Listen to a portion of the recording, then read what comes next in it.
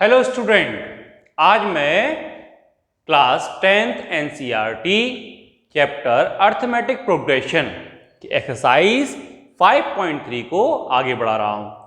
Question number first से लेकर के क्वेश्चन नंबर 9 तक मैं पिछली वीडियोस में आपको बता चुका हूं।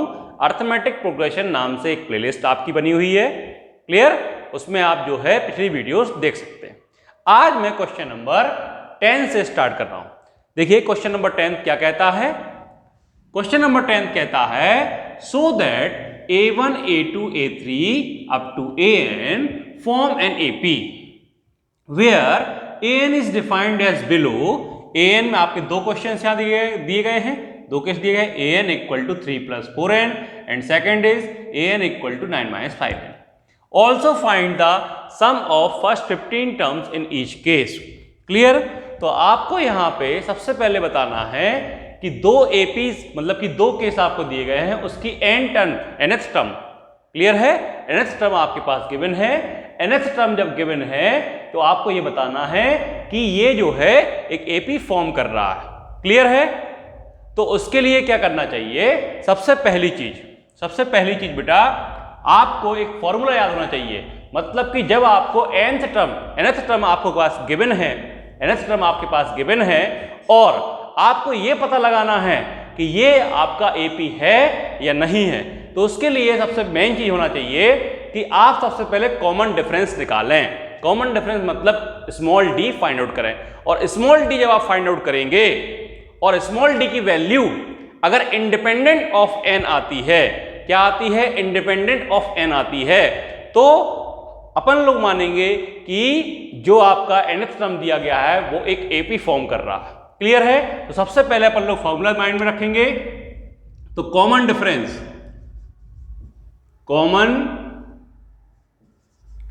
डिफरेंस जिसको अपन लोग काय से लिखते हैं? स्मॉल डी से लिखते हैं। जब nth टर्म गिवन हो तो उसका फॉर्मूला क्या हो जाता है? an + 1 - an। मतलब कि an + 1 n टर्म गिवन है तो उससे एक आगे वाली टर्म में से जस्ट बिफोर पीछे वाली टर्म अपन लोग माइनस कर देंगे। मतलब सक्सीडेंट टर्म में से प्रीसीडिंग टर्म आप माइनस करेंगे तो कॉमन डिफरेंस निकलता है, क्लियर है। अगर ये इसकी वैल्यू इंडिपेंडेंट ऑफ एन आती है, तो अपन लोग समझेंगे कि ये जो आपका nth टर्म दिया गया है ये a1 a2 a3 और an क्या करेंगे? एपी फॉर्म करेंगे। चलो तो फर्स्ट केस लेते हैं बेटा। सबसे पहले फर्स्ट केस क्या कह रहा है? an equal to 3 + 4n। अब अपन लोग यहां क्या फाइंड आउट करेंगे? an फाइंड आउट करेंगे, an + 1 फाइंड आउट करेंगे, an + 1। तो देखिए बेटा n की प्लेस पे n + 1 पुट किया तो यहां भी n की प्लेस पे n + 1 पुट करेंगे, मतलब 3 + 4 × n + 1। इसको कैलकुलेट कर लेंगे। 3 + 4 × n 4n, 4 × 1 4 प्लस का 4, क्लियर है। 4 + 3 कितना हो गया? 7 + 4n, क्लियर है।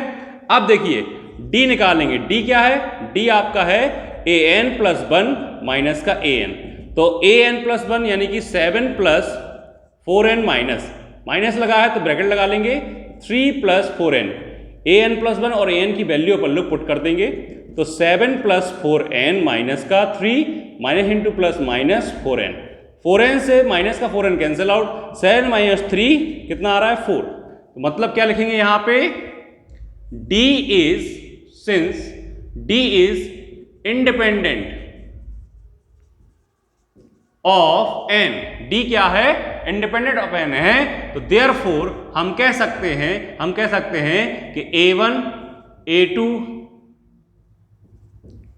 up to an form an AP। और अब ये पता लग चुका है कि एक एपी फॉर्म कर रहा है, तो आपको sum of 15 terms, also find the sum of 15 terms in each case. मतलब दोनों केस में आपको सम ऑफ 15 टर्म्स आपको फाइंड आउट करना है। तो सबसे पहले सम ऑफ n टर्म्स आपको पता होना चाहिए। तो सम ऑफ n टर्म्स का फॉर्मूला आपको आना चाहिए। सम ऑफ n टर्म्स का फॉर्मूला होता है n/2। और जब nth टर्म मतलब लास्ट टर्म गिवन हो तो उसका फॉर्मूला क्या होता है? a + l, और जिसको अपन लिख सकते हैं Sn equal to n/2 a + an, clear. तो अब अपने पास यहां पे क्या है? यहां पे an गिवन है, फर्स्ट टर्म आपके पास गिवन नहीं है और n की वैल्यू गिवन नहीं है। तो चलो अपन लोग क्या करते हैं 15 टर्म्स की बात करते हैं। यहाँ पे किसकी बात करते हैं 15 टर्म्स। तो यहाँ पे n की वैल्यू क्या होगी बेटा, n की वैल्यू होगी आपकी 15, क्योंकि आपको सम ऑफ 15 टर्म्स निकालना है। क्या निकालना है, सम ऑफ 15 टर्म्स निकालना है। तो आपकी n की वैल्यू क्या हो गई 15 हो गई। क्लियर, आई थिंक आपको समझ में आ रहा होगा। ठीक है, n की वैल्यू क्या हो गई बेटा 15 हो गई, क्योंकि सम ऑफ 15 टर्म्स निकालना है। अब nth टर्म आपके पास क्या है, nth टर्म आपके पास है बेटा, nth टर्म निकालना है nth टर्म। तो nth टर्म क्या है 3 + 4n है। क्लियर है, लेकिन n की वैल्यू जब 15 हो जाएगी तो हम यहाँ पे a15 निकालेंगे। क्या निकालेंगे a15। तो a प्लस क्या आएगा 4n, मतलब सॉरी a प्लस क्या आएगा, एक मिनट सॉरी,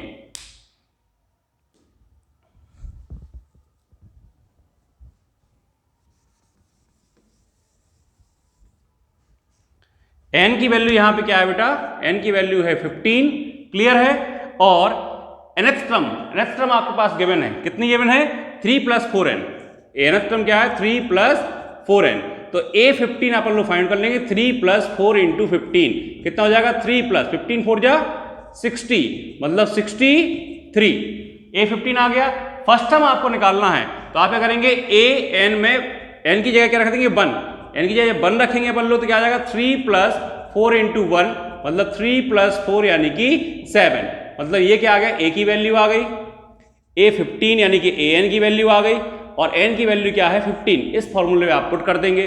तो देखिए बेटा यहाँ पे मैं यहाँ पे करता हूं, तो S15 = 15/2 a की वैल्यू कितनी है 7 प्लस a15 की वैल्यू कितनी है 63।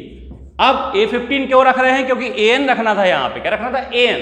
तो n की वैल्यू 15 है, क्योंकि सम ऑफ 15 टर्म्स निकालना है आपको, और जब सम ऑफ 15 टर्म्स आप निकालेंगे तो n की प्लेस पे क्या रखेंगे 15 रखेंगे। क्लियर है, तो हम यहाँ पे an की प्लेस पे क्या रखेंगे a15 रखेंगे। क्लियर है, और a का मतलब फर्स्ट टर्म। तो यहाँ पे देखिए मैंने रख दिया।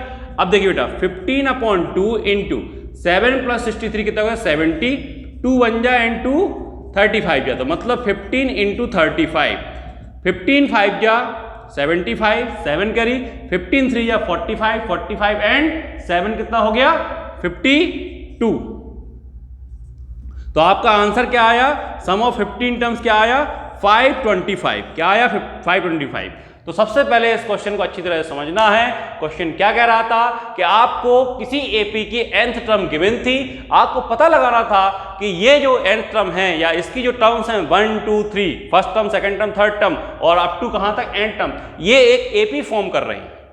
तो एपी फॉर्म कर रही हो, आपको nth टर्म गिवन है, तो आपको पता लगाना है कि एपी फॉर्म कर रही है या नहीं कर रही है।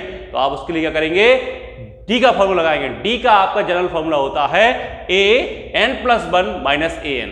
क्लियर है, तो an आपके पास गिवन था, an क्या था आपके पास गिवन था, आपने an + 1 की वैल्यू निकाली, मतलब n की प्लेस पे n + 1 रख दिया। तो यहां भी n की प्लेस पे n + 1 रख दिया। इसको आपने कैलकुलेट किया, क्या आया 7 + 4n। डी आपका क्या आया यहां पे कैलकुलेट करने पे 4। अगर d की वैल्यू इंडिपेंडेंट ऑफ n आती है, मतलब d की वैल्यू निकालेंगे उसमें n नहीं आता है।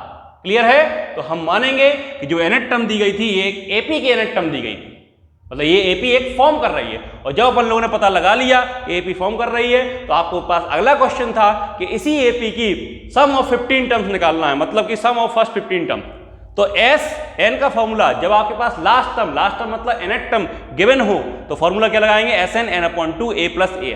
अब यहां पे देखिए n की वैल्यू को 15 टर्म्स का सम निकाला था, तो n की वैल्यू 15 रख दी। क्लियर है, an की वैल्यू आपके पास गिवन थी, क्योंकि एपी अपन ने प्रूव कर दिया, शो कर दिया अपन ने एपी, तो n की वैल्यू क्या होगी 3 + 4n। लेकिन निकालना क्या है 15 टर्म्स, तो n की वैल्यू 15 रखेंगे तो लास्ट टर्म आपकी क्या आएगा a15 आएगा। क्लियर है, तो 3 + 4 × 15 कितना आ गया 63। फर्स्ट टर्म निकालनी थी, तो फर्स्ट टर्म के लिए n की प्लेस पे 1 रखा, तो a की वैल्यू कितनी आ गई 7, क्योंकि a1 को अपन लोग a भी लिखते हैं। क्लियर है, इस फॉर्मूले में उठा के रख दिया, तो आपके पास क्या है S15 = 15/2 और a मतलब कि 7 और लास्ट टर्म यानी कि a15 यानी कि 63। कैलकुलेट किया, आपका आंसर क्या आया 525। क्या आया आंसर 525। आई थिंक आपको समझ में आया होगा।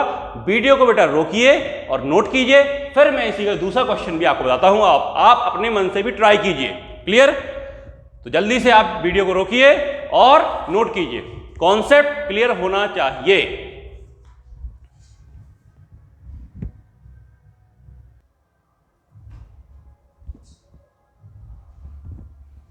हाँ बेटा, स्टार्ट करते हैं।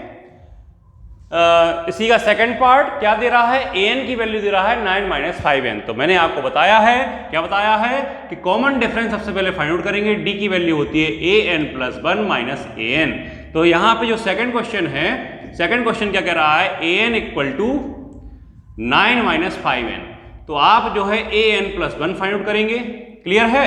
तो an + 1 की वैल्यू क्या होगी, 9 - 5 × n + 1, क्योंकि n की प्लेस पे n + 1 रखा, तो यहां भी n की प्लेस पे n + 1 रखेंगे। क्या वैल्यू आएगी, 9 - 5 × n 5n और -5 × +1 यानी कि माइनस का 5। 9 - 5 क्या हो जाएगा, 4 - 5n। क्लियर है? 4 - 5n। अब आप d निकालेंगे, an + 1 - an, d = an + 1 - an। तो यहां पे देखिए बेटा, 4 - 5n माइनस के 9 - 5n।